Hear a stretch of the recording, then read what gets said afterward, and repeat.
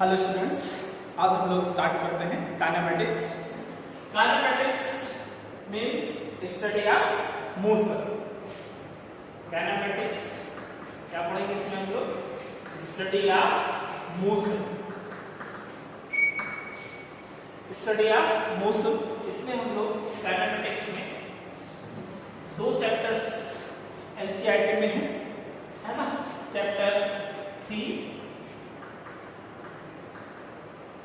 Motion in 1D, ठीक है, और चैप्टर 4 है motion in 2D।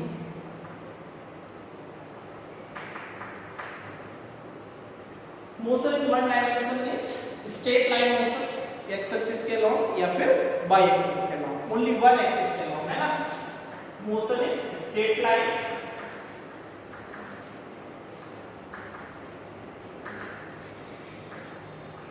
Motion in straight line, और इसमें 2D में motion in plane, motion in plane, ठीक है। मोशन इन प्लेन में हम लोग, ठीक है, motion in one dimensional motion है, motion in straight line, X axis के अलॉन्ग मोशन या फिर बाई एक्सिस के अलॉन्ग, इंडिविजुअल सिंगल एक्सिस के along. Motion in plane is 2 dimensional, X Y plane में मोशन या फिर वाई जेड प्लेन में मोशन या फिर जेड एक्स प्लेन, मतलब 2 डायमेंशनल, 2 एक्सिस होगी, एक्स वाई एक्सिस हो, एक्स वाई प्लेन हो या फिर वाई जेड प्लेन हो या फिर जेड एक्स प्लेन, ठीक है। इसमें हम लोग क्या क्या डिस्कस करते हैं? Circular motion, projectile motion. इसमें हम लोग पढ़ेंगे projectile motion and circular motion. Projectile motion and circular motion.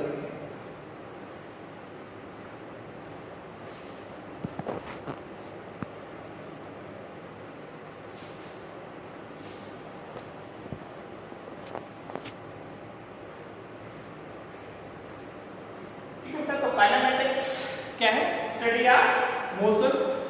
Kinematics के दो चैप्टर हैं आपके पास, चैप्टर 3 और चैप्टर 4। चैप्टर 3 में मोशन है 1D और चैप्टर 4 में मोशन है 2D।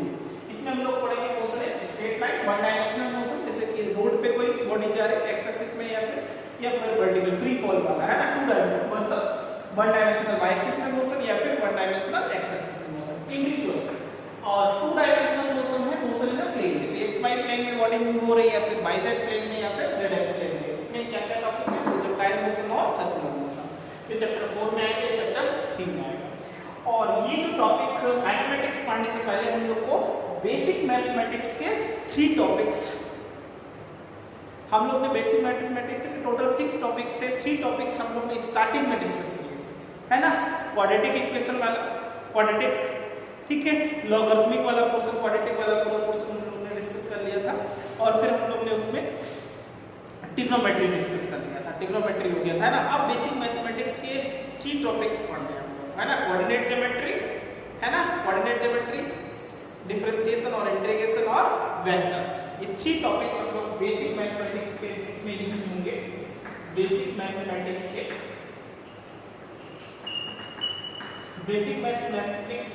3 टॉपिक्स हम लोग इस चैप्टर में पहले डिस्कस करेंगे, फिर इस चैप्टर को स्टार्ट करेंगे।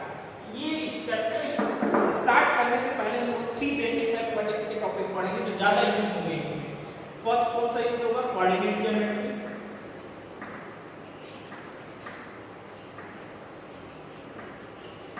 Coordinate geometry. सेकंड आपके पास differentiation and integration, differentiation and integration. और थर्ड जो है हम लोग पढ़ेंगे इसमें वेक्टर्स, है ना। ये 3 टॉपिक्स पहले पढ़ेंगे, ठीक है। तब फिर ये पढ़ने लायक हम लोग बनेंगे।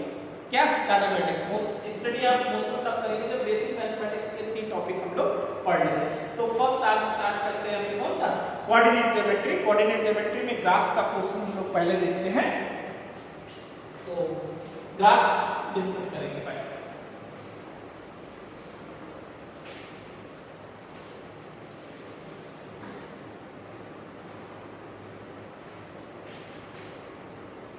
ठीक है बेटा, तो कोऑर्डिनेट ज्योमेट्री में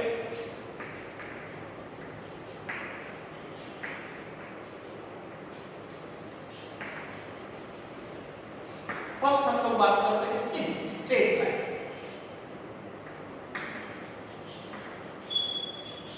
straight line, straight line coordinate लेते हैं तो इक्वेशन ऑफ स्ट्रेट लाइन क्या होता है? Equation of straight line 10th standard में आप लोगों ने पढ़ा था मैथ्स में। तो equation of straight line y is equal to mx plus c, y is equal to mx plus c। y axis है, x एक्सिस स्मॉल m क्या कहते हैं? Slope of line, slope of line, और ये कहलाता है इंटरसेप्ट। तो straight line draw करने के 3 इंपॉर्टेंट टर्म है, स्लोप ऑफ लाइन और इंटरसेप्ट। जैसे मान लो सपोज ये x एक्सिस है और ये y एक्सिस है ना? कोऑर्डिनेट में देखा जाए x एक्सिस है और ये y एक्सिस, ये ओरिजिन है 0,0 ओरिजिन। ये तो समझ। अब इसमें कोई स्ट्रेट लाइन ड्रॉ करते हैं, सपोज ऐसा कोई स्ट्रेट लाइन ड्रॉ,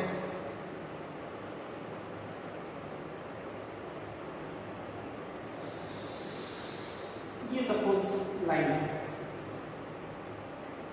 ठीक है?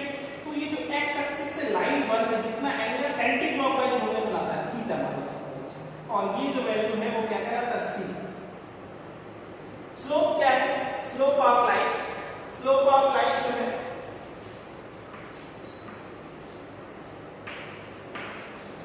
Slope of line small m जो है वो किसके इक्वल होता है? tan theta.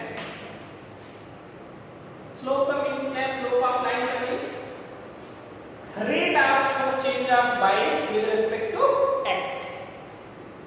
y में कितने रेट से चेंज आ रहा है x को चेंज करने पर। अगर हम x को चेंज करते हैं तो y किस रेट से चेंज हो रहा है, दैट इज कॉल्ड स्लोप। ठीक है, स्लोप क्या बताएंगे? Rate of change of y with respect to x। Rate of change of y with respect to x, ऐसा किसके इक्वल होता है? m equal to tan theta. लेकिन थीटा कितना लेते हैं? Theta is taken from x axis and anti clockwise. Theta is taken from x axis in anti clockwise direction, anti clockwise direction. Theta हमेशा x axis से किधर लेते हैं? Anti clockwise direction. तो स्लोप आ जाएगा। और ये जो इंटरसेप्ट है सेकंड टर्म, इंटरसेप्ट,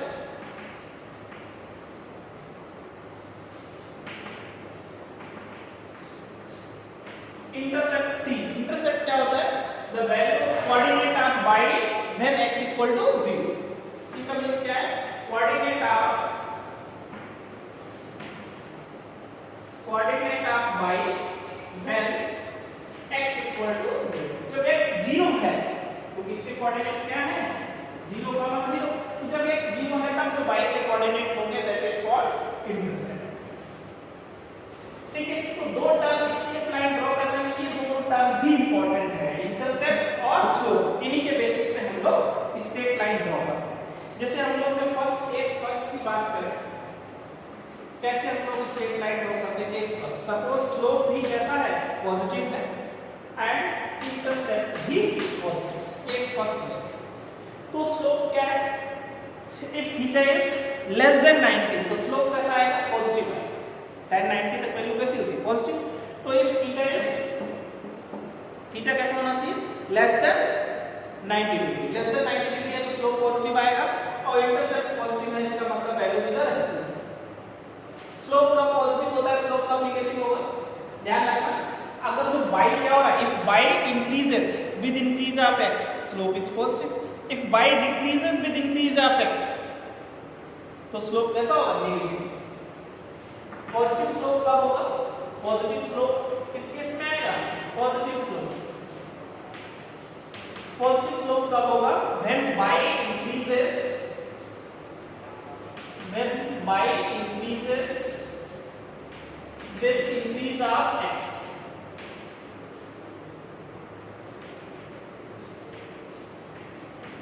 और नेगेटिव स्लोप कब होगा? Negative slope when y decreases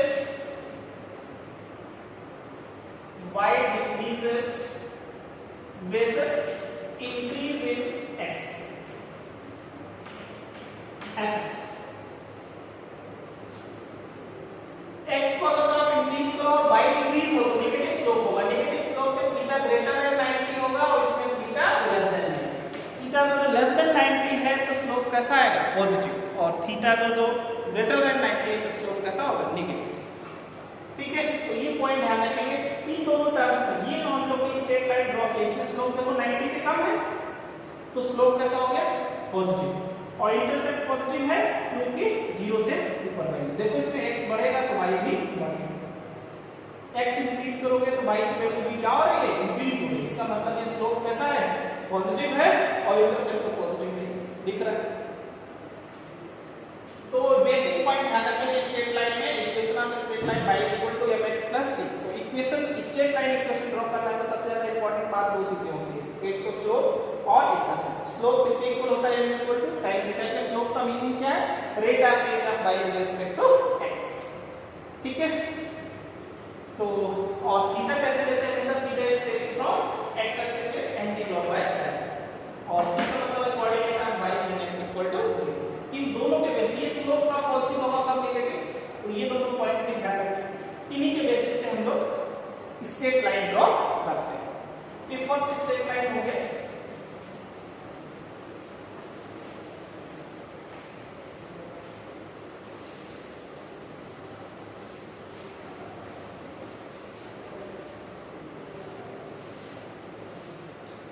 second case बता लेते हैं, स्ट्रेट लाइन ड्रॉ करने का है।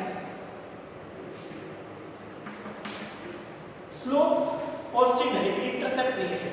If slope is greater than 0 and c is less then 0, ऐसा कैसा स्ट्रेट लाइन बनेगा? स्लोप पॉजिटिव है लेकिन इंटरसेप्ट कैसा है? नेगेटिव। देखो जैसे ये x एक्सिस और ये y एक्सिस, तो स्लोप तो पॉजिटिव रखना, इसका मतलब थीटा लेस देन 90, लेकिन इंटरसेप्ट नेगेटिव। ऐसे ये देखो इंटरसेप्ट कितना हो जाएगा? -c, क्योंकि ये ओरिजिन है ना इसके नीचे है, -c। ठीक है, और स्लोप देखो less than 90, theta less than 90, theta less than 90 इसका मतलब इंटरसेप्ट को ये स्लोप पॉजिटिव हो गया, इंटरसेप्ट देखो कैसा है? नेगेटिव। x 0 पे कहां पे कर रहा? -c, इंटरसेप्ट नेगेटिव हो गया।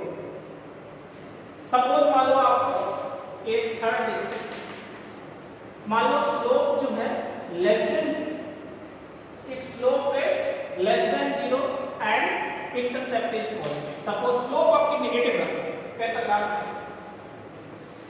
ये सपोज x एक्सिस और ये y एक्सिस। ठीक है बेटा, तो स्लोप कैसा है? लेस देन, नेगेटिव है, इंटरसेप्ट पॉजिटिव। अब ऐसा अब ये जो स्लोप है थीटा, ये ग्रेटर देन 90 हो गया, इसका मतलब स्लोप कैसा है? नेगेटिव। ग्रेटर देन 90 हो गया तो स्लोप कैसा हो गया? नेगेटिव आ जाएगा, इंटरसेप्ट पॉजिटिव है तो सीधे पॉजिटिव है। ये केस है ना। अब जैसे केस 4 देखते हैं, if slope is less then 0 and intercept भी लेस देन 0, दोनों लेस देन 0। अब कैसा काम है? ये सपोज x एक्सिस है और ये y एक्सिस, तो ऐसे अब देखो इसका x एक्सिस से एंगल कितना हो गया? थीटा ग्रेटर देन 90 है, इसका मतलब स्लोप ये भी ग्रेटर देन 90 है, तो स्लोप कैसा हो गया? नेगेटिव, और इंटरसेप्ट भी नेगेटिव है, तो इंटरसेप्ट दोनों चीजें नेगेटिव, तो ये ग्रेटर देन 90 बन गया। ठीक है, तो स्लोप नेगेटिव हो गया और इंटरसेप्ट भी कैसा है? नेगेटिव, दोनों नेगेटिव। तो स्ट्रेट लाइन ड्रॉ करते समय क्या ध्यान रखना है? थोड़ा सा ये पॉइंट्स ऐसे ध्यान। अब मान लो सपोज केस 5 ले,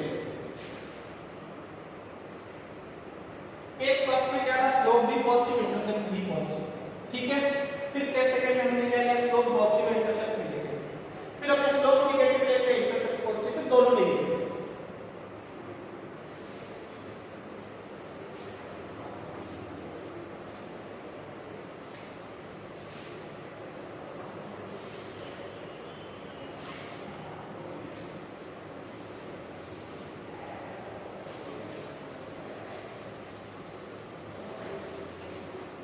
अब देखो, जैसे सपोज आपके पास केस फिफ्थ,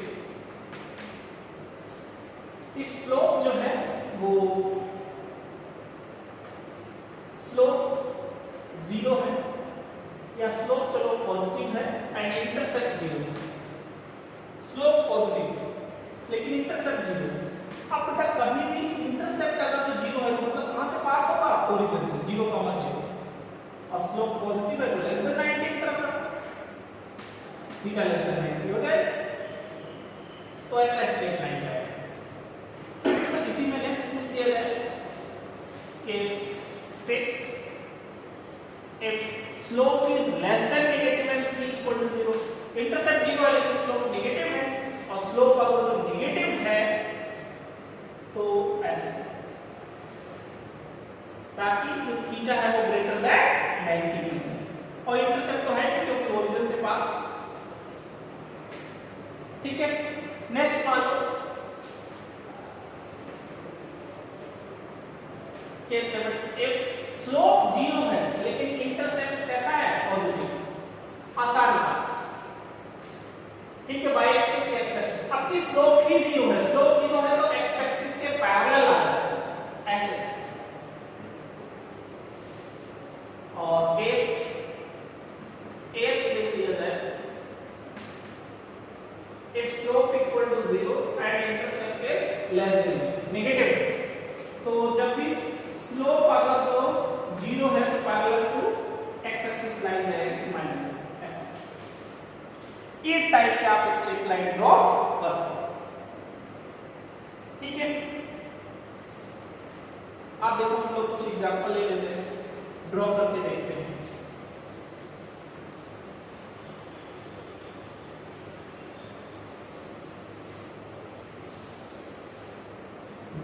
सपोज बेटा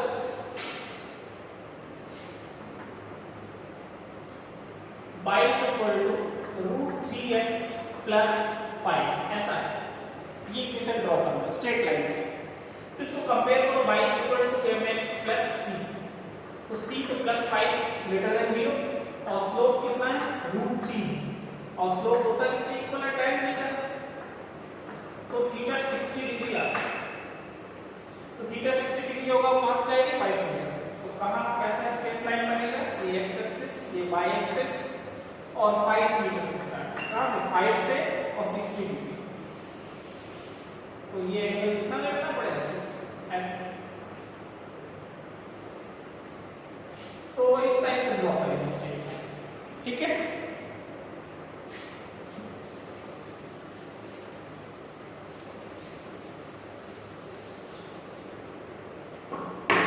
अब सपोज मान लो आपके पास कोई और एग्जांपल ले लेते हैं। Suppose y is equal to -1/3x plus 4 ऐसा, तो इसका स्ट्रेट लाइन ड्रॉ करना है।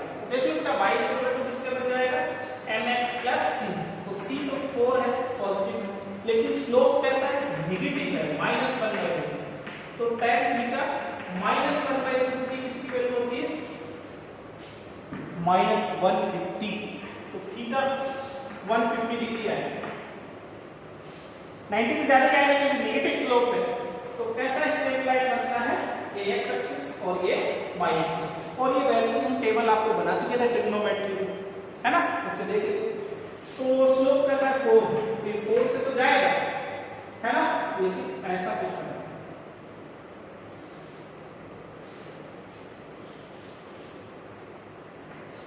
लेकिन ये एंगल कितना होगा? 150 होगा ऐसा। स्लोप कैसा हो गया? पॉजिटिव नहीं, स्लोप हो गया नेगेटिव और इंटरसेप्ट पॉजिटिव, स्लोप नेगेटिव। तो कोई भी स्ट्रेट लाइन हो आप ड्रॉ कर सकते हैं।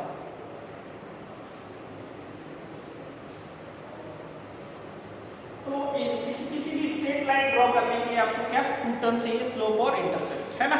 अब जैसे y इक्वल टू 6 लिखा हुआ है सिंपल, अब y इक्वल टू 6 है, इसको कंपेयर करो, y इक्वल टू क्या है? x प्लस c, इसका मतलब से जो स्लोप है वो क्या है? 0 है, लेकिन इंटरसेप्ट कितना है? 6 है, कांस्टेंट वैल्यू तो है। ठीक है, तो कैसा ग्राफ बनेगा? जैसे ये x एक्सिस और ये y एक्सिस, कहां से जाएगा? 6 से पैरेलल, स्लोप 0 है, पैरेलल टू x एक्सिस जाएगा, ताकि एंगल क्या है? 0।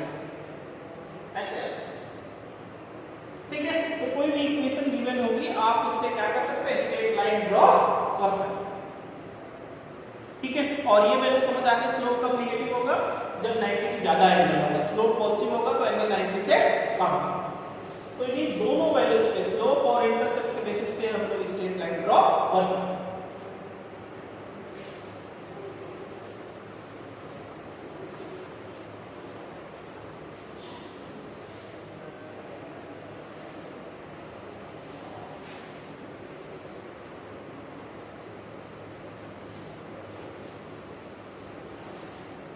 अब इसी में थोड़ा सा कर्व वाले जो पार्ट है, सपोज ये एक्स एक्सिस है और ये वाई एक्सिस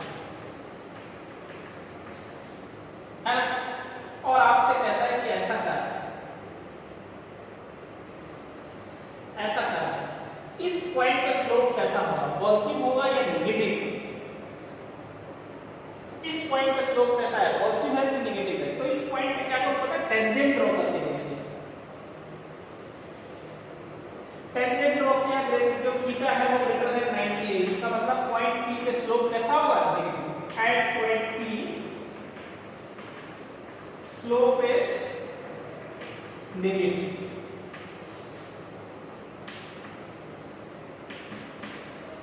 ऐसा, ठीक है।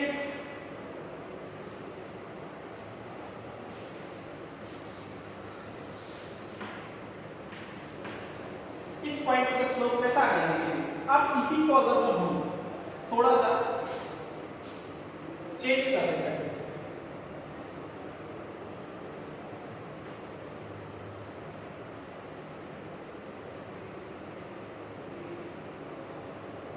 देखो चल थोड़ा सा ऐसे क्वेश्चन है, ऐसा स्लोप जा रहा है, ऐसा इसमें पूछेगा कि स्लोप कैसा है, स्ट्रेट लाइन का, स्ट्रेट लाइन में तो स्लोप कैसा होता है, फिक्स होता है, कर्व में स्लोप फिक्स नहीं होता है। इस पॉइंट पे स्लोप पूछेगा तो इस पॉइंट पे टेंजेंट ड्रॉ करेंगे, इस पॉइंट पे स्लोप पूछेगा तो इस पॉइंट पे टेंजेंट ड्रॉ करेंगे। कर्व में स्लोप निकालना है तो जिस पॉइंट पे कैलकुलेट करना है उस पॉइंट पे टेंजेंट ड्रॉ करेंगे और फिर देखेंगे उसका एक्स एक्सिस से एंगल ज्यादा है तो उसी हिसाब से स्लोप आएगा, कम है तो उस हिसाब से आएगा, ठीक है। अब जैसे ये देखिए, ये है, अब इसमें जैसे हम कोई 3 पॉइंट्स ले रहे हैं, ए बी और सी, 3 पॉइंट्स ले, अब हम ए पॉइंट पे अगर स्लोप निकालें तो ए पे टेंजेंट ड्रॉ करेंगे, इसका एक्स एक्सिस से एंगल लेंगे, मान लो थीटा। बी पॉइंट पे पूछेगा तो बी पॉइंट पे टेंजेंट ड्रॉ करेंगे तो थीटा 2 है, बढ़ गया। सी पॉइंट पे निकालेंगे तो सी पे करेंगे, सपोज मान लो एंगल थी, तो थीटा इंक्रीज हो रहा है, ए पॉइंट से बी पॉइंट सी पॉइंट में थीटा क्या हो रहा है, इंक्रीज होगा, तो ये पता किसको रिप्रेजेंट करेगा, इंक्रीजिंग स्लोप। तो कभी भी ऐसा है ए पॉइंट से ज्यादा तो स्लोप, ए पॉइंट पे एंगल कम है, बी पॉइंट पे एंगल बढ़ गया, सी पॉइंट पे एंगल और ज्यादा हो गया, तो किसको शो करेगा, इंक्रीजिंग स्लोप, इंक्रीजिंग स्लोप। तो कभी भी ऐसा ग्राफ करते हैं किसको बताता है, इंक्रीजिंग स्लोप, इस कर्व में स्लोप इंक्रीज हो रहा है, और सपोज ऐसा अगर जो है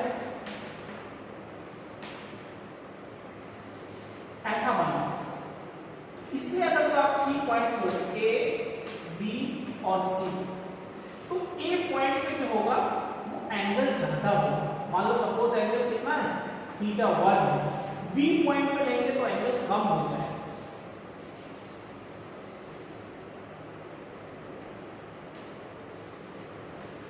थीटा 2 कम होगी, और सी पॉइंट पे अगर तो लेंगे ना, सी पॉइंट पे जब हम लेंगे जाके तो एंगल एक्स एक्सिस से और भी ज्यादा कम होगा,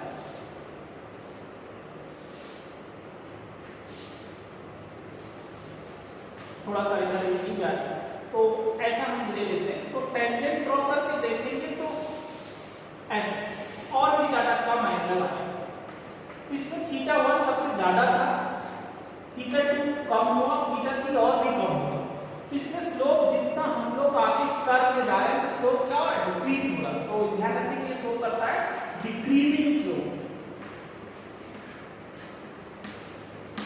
डिक्रीजिंग स्लोप को रिप्रेजेंट करेगा, ऐसा कर्व है तो डिक्रीजिंग स्लोप, ऐसा कर्व है तो इंक्रीजिंग स्लोप, दिख भी रहा है इसमें एंगल बढ़, इसमें एंगल कम हो रहा है, स्टार्टिंग में ज्यादा है फिर कम हो रहा है। तो ऐसा कर्व है तो डिक्रीजिंग स्लोप, ऐसा कर्व है तो इंक्रीजिंग स्लोप को रिप्रेजेंट करता है। सपोज मान लो आपके पास ये एक्स एक्सिस है और ये वाई एक्सिस है, ठीक है, और आपके पास ऐसा कर्व, ये किसको शो करेगा? इसमें पॉइंट ले लेना ए, बी और सी। ए पॉइंट पे टेंजेंट ड्रॉ करके देखो, स्लोप जो है ग्रेटर देन 90, नेगेटिव स्लोप है। बी पॉइंट पे करके देखेंगे तो स्लोप क्या हो जाएगा? थीटा टू 0 आ जाएगा। यहां पे स्लोप कैसा आएगा? नेगेटिव, यहां पे स्लोप 0 हो जाएगा। और यहां पे जब स्लोप निकालेंगे तो टेंजेंट ड्रॉ करेंगे तो ये theta less than 90 less than 90 आ जाएगा। तो यहाँ पे स्लोप कैसा था? नेगेटिव, यहाँ पे स्लोप 0, यहाँ पे स्लोप कैसा हो गया? पॉजिटिव। तो नेगेटिव से 0 और पॉजिटिव, इसका मतलब लगातार इंक्रीज हो रहा। तो ऐसा जो ये कर्व, ऐसे कर्व है तो ये भी किसको रिप्रेजेंट करेगा? Increasing slope. इंक्रीजिंग स्लोप समझ में आता है कि ए पॉइंट का स्लोप कैसा है? नेगेटिव, बी पे 0 और सी पे पॉजिटिव, तो बढ़ ही रहा है। तो ये भी किसको रिप्रेजेंट करता है? Positive slope. इसी का अपोजिट अगर तो ग्राफ है, जैसे एक्स एक्सिस और वाई एक्सिस, ऐसा ग्राफ, ठीक है। अब देखो पॉइंट ले लेते हैं ए, बी और सी। ए पॉइंट पे लेंगे तो थीटा 90 से कम आएगा, मतलब पॉजिटिव। बी पे थीटा 2 कितना हो जाएगा? 0। और थीटा सी देखेंगे तो ये ग्रेटर देन, ये ग्रेटर देन 90 है, मतलब स्लोप नेगेटिव हो गया। तो पहले स्लोप पॉजिटिव, फिर 0, फिर नेगेटिव। तो ये कैसे इसको बताएगा? Decreasing slope. Decreasing slope. ध्यान रखना, कर्व में स्लोप पूछ रहा है तो कर्व के जिस पॉइंट पे स्लोप निकालना है उस पॉइंट पे टेंजेंट ड्रॉ करो, उस टेंजेंट का एक्स एक्सिस से एंगल निकालना। लेस देन 90 है तो पॉजिटिव स्लोप, ग्रेटर देन 90 है तो नेगेटिव स्लोप। तो ये बेटा किसको शो करेगा? Decreasing slope. ये किसको रिप्रेजेंट कर रहा था? Positive slope. ये भी किसको है? Positive slope. और ये कैसा है? नेगेटिव स्लोप, ठीक है। ये थोड़ा सा ध्यान रखेंगे, क्वेश्चंस में यूज होता है।